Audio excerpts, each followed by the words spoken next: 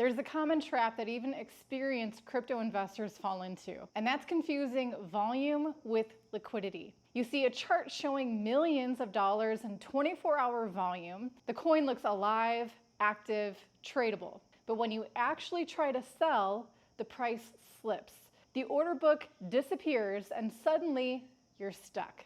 So, in today's video, I want to walk you through the difference between volume and liquidity, why it matters, and how to tell which one you're actually looking at. This might seem like a small distinction, but it can be the difference between exiting profitably and becoming exit liquidity for someone else. Let's start by defining the terms. Volume is the total amount of a coin that's been traded over a period of time, usually 24 hours. It tells you how much buying and selling has occurred. Liquidity is how easily you can buy or sell without dramatically affecting the price. It's about market depth.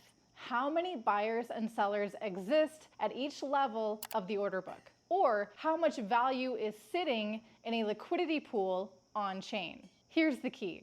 A coin can have high volume and still have poor liquidity. And in a downturn, liquidity is what keeps you safe, not volume. Let me explain. Let's say an altcoin shows $100 million in daily volume. That sounds healthy, right? But if most of that volume is coming from a single exchange with shallow order books or from wash trading between bots, that number is meaningless.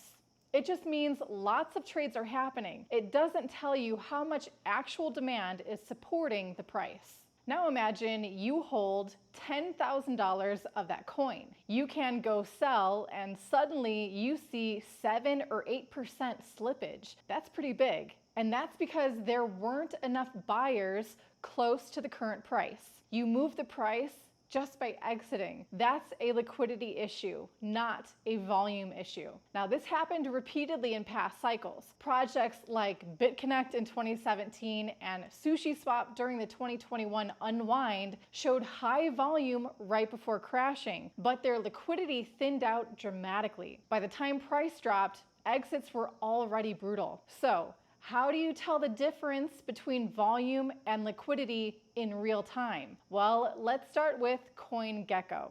Pick a coin and scroll to the markets section. You'll see 24-hour volume broken down by trading pair and exchange. That's your surface level volume. But right next to that, you'll see something called the liquidity score. It's usually a number between 1 and 100. A high score means deep order books and tight spreads.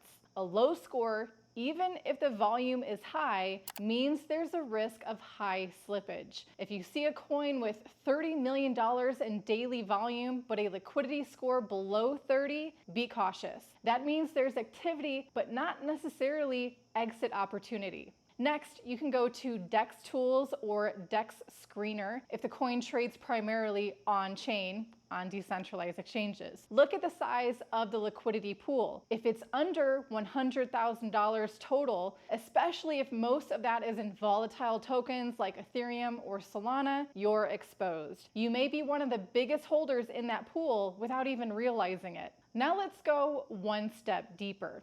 Open the coin's order book on a centralized exchange like Binance, KuCoin, or Coinbase. You can do this in trading view mode. Look at the bid side. Those are the buyers. How deep is the book? How far do you have to go down before the buy orders thin out? If you try to sell your whole position, will you have to eat through multiple price levels? That's the real test. Now here's another layer to watch for: fake volume.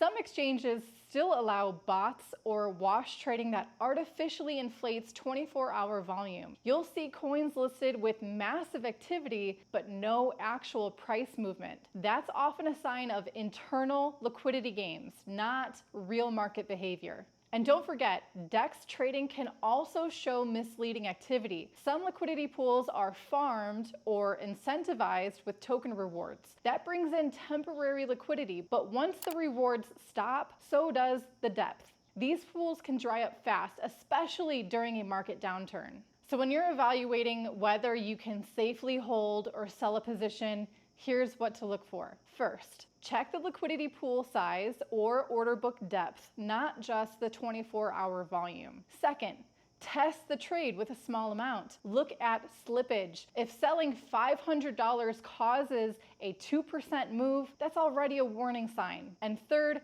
verify whether the trading pairs are spread across multiple exchanges or concentrated on one venue. If most of the volume is on a single pair, that's fragile. That one market goes down and your exit disappears. And lastly, watch for sustained activity. A coin that's been showing consistent volume and liquidity for months is a lot safer than one that spikes only when the hype is high. So let me leave you with this.